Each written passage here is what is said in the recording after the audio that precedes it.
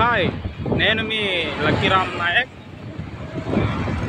ఇప్పుడు ఏంటంటే ఒక సెక్యూరిటీలో కానీ, హౌస్ కీపింగ్లో కానీ, ప్యాంట్రీ బాయ్లో కానీ, ఏ కంపెనీ అయినా కానీ అలగ్ కంపెనీలు సపరేట్ ఉన్నా కూడా ఎన్నో జాయిన్ కావాలంటే చాలా వీళ్ళు తలుపులు తినేస్తారనమాట. మనకు తిప్పిస్తారు ఆఫీస్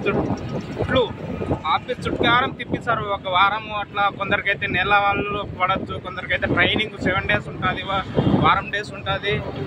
ఇట్లా చాలామంది ఇట్లా కాస్ట్ ఊరు నుంచి వస్తారు కదా, వాళ్ళు ఏంటి డబ్బులు అప్పు తీసుకొని వచ్చింటారు కొత్తగా జాయిన్ అవుదామని. ఇంటర్మీడియట్ అన్కంప్లీటెడ్, డిగ్రీ అన్కంప్లీటెడ్ చాలామంది వచ్చింటారు పాపము.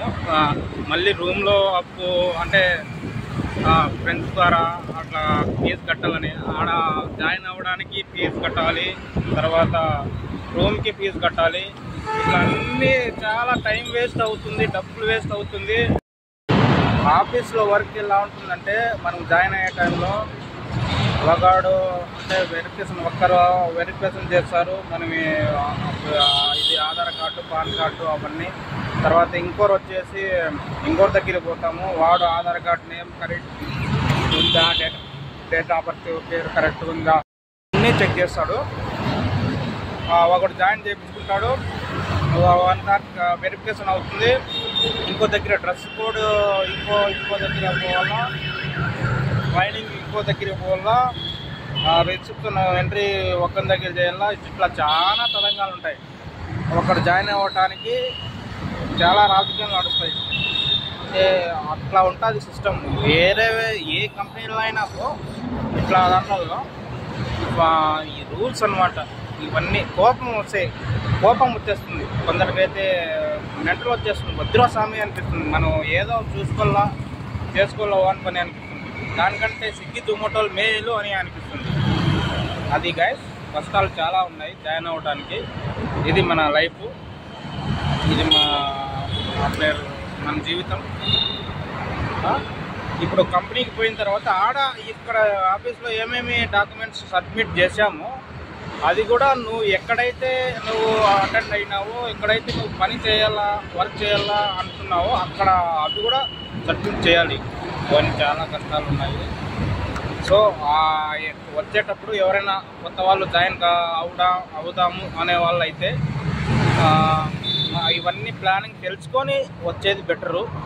దాంతోపాటు డబ్బులు మనం పెట్టుకోవడం బెటరు. టైం వేస్ట్ కాకుండా టక్కాన పడేయచ్చు, టక్కాన క్యాచ్ చేయొచ్చు. అట్లే ఊరికే వచ్చి ఇట్లా ప్రాజెక్ట్ తెలుసుకోవాలంటే చాలా కథలు నడుస్తాయి. అది విషయము. ఎందుకు చెప్తున్నా అంటే, నేను చాలా ఎక్స్పీరియన్స్ ఉంది. అంటే ఈ లైన్లోనే చాలా కంపెనీలు మార్చి కంపెనీకి వచ్చాము, చేశాను కూడా. అందుకు చెప్తున్నాను. డబ్బులు అంటే నెల పడుతుంది, ఏ దాంట్లో అయినా పడుతుంది, నెల పడుతుంది. మన కమిట్మెంట్ ఉంటే కట్టేయచ్చు. అది లేదు, మన స్విగ్గీ జొమాటో గురించి చెప్తున్నా అంటే, అది ఏ గాడి అయినా, స్కూటీ అయినా గాడి అయినా చెడిపోతూ ఉంటుంది. దానికి తరం కాదు. ఆఫీస్ నుంచి వాళ్ళు ఇస్తారు చూడు, అదైతే మనకి వాళ్ళదే కాబట్టి ఏం కాదు, చెడిపోదు.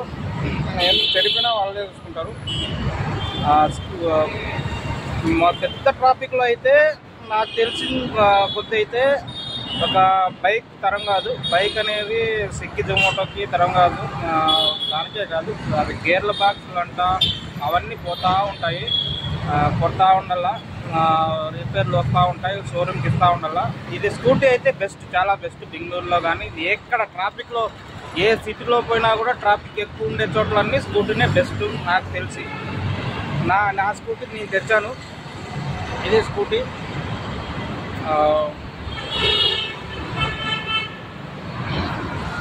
ఇది స్కూటీ అనమాట.